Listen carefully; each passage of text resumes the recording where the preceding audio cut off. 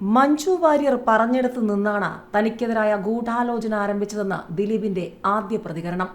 ശാന്തനായി കോടതിയിലേക്ക് എത്തിയ ദിലീപ് ഒടുവിൽ ആശ്വാസത്തോടെ മടക്കം.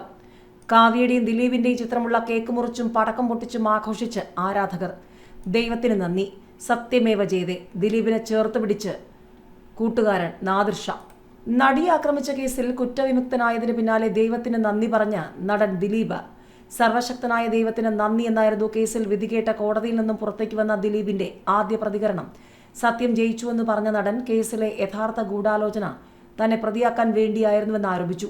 കേസിൽ ക്രിമിനൽ ഗൂഢാലോചനയുണ്ടെന്നും അത് അന്വേഷിക്കണമെന്ന് മഞ്ജു വാര്യർ പറഞ്ഞിടത്തു നിന്നാണ് തനിക്കെതിരായ ഗൂഢാലോചന ആരംഭിച്ചതെന്നും ദിലീപ് കുറ്റപ്പെടുത്തി.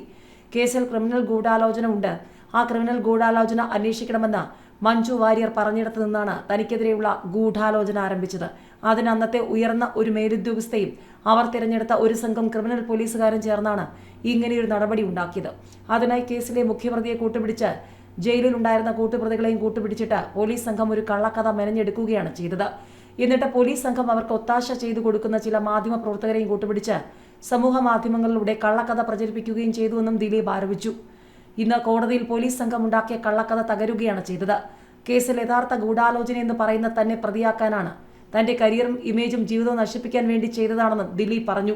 തനിക്കൊപ്പം നിന്നവരെ പേരെടുത്ത് പറഞ്ഞ ദിലീപ് നന്ദി പറഞ്ഞു. എന്റെ കൂടെ നിന്ന എല്ലാ കുടുംബാംഗങ്ങളോടും എന്റെ സുഹൃത്തുക്കളോടും അവരുടെ കുടുംബങ്ങളോടും കോടിക്കണക്കിന് ആൾക്കാർ എനിക്ക് വേണ്ടി പ്രാർത്ഥിച്ചിട്ടുണ്ട്. അവരോടൊക്കെ ആത്മാർത്ഥമായി നന്ദി പറയുകയാണ്.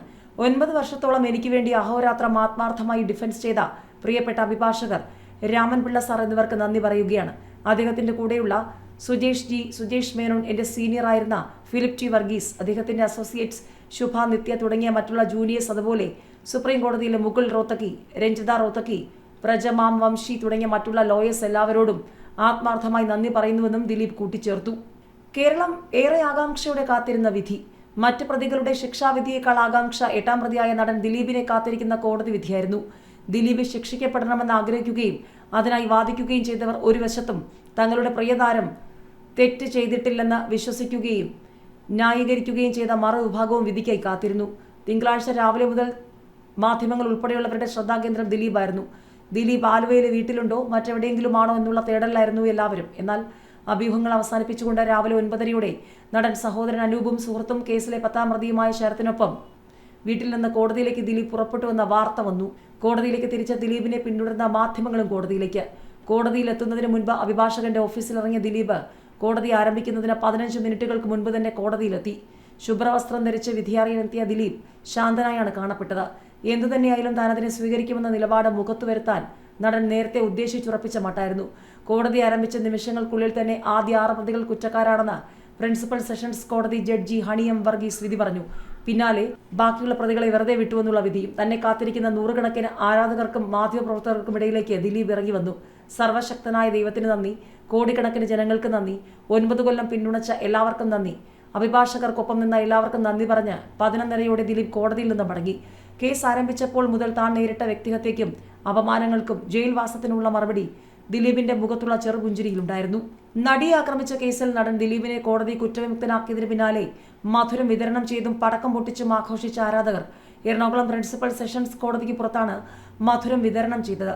കേസിൽ ആദ്യ 6 പ്രതികളെയാണ് കോടതി കുറ്റക്കാരെന്ന് കണ്ടെത്തിയത്. കേസിലെ 8ാം പ്രതിയാണ് ദിലീപ്. കേസിലാകെ 10 പ്രതികളാണുള്ളത്. കുറ്റക്കാർക്കുള്ള ശിക്ഷാവിധി വെള്ളിയാഴ്ച പ്രഖ്യാപിക്കും.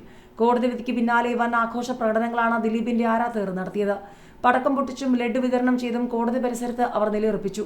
കോടതി പരിസരത്തുള്ളവർക്ക് ഇവർ ലഡ്ഡു നൽകി. മാത്രമല്ല, ദിലീപിന്റെ വീടിന് പുറത്തും ആഘോഷങ്ങളുണ്ടായി. വീടിന് പുറത്ത് കേക്ക് മുറിച്ചാണ് ആഘോഷിച്ചത്. നടിയെ ആക്രമിച്ച കേസിൽ നടൻ ദിലീപ് കുറ്റവിമുക്തനായതിന് പിന്നാലെ പ്രതികരിച്ച ദിലീപിന്റെ അടുത്ത സുഹൃത്തും സംവിധായകനുമായ നാദിർ ഷാ ഫേസ്ബുക്കിൽ പങ്കുവച്ച കുറിപ്പിലൂടെയാണ് നാദിർ ഷായുടെ പ്രതികരണം. ദൈവത്തിന് നന്ദി, സത്യമേവ ജയതേ എന്നാണ് നാദിർ ഷാ കുറിച്ചത്. ദിലീപിനെ ചേർത്ത് പിടിച്ചു നിൽക്കുന്ന ചിത്രവും നാദിർ ഷാ പങ്കുവച്ചിട്ടുണ്ട്. ചൊവ്വാഴ്ചയാണ് വിചാരണ നടപടികൾ പൂർത്തിയായത്. പ്രതികൾക്കുള്ള ശിക്ഷ ഡിസംബർ 12 വിധിക്കും.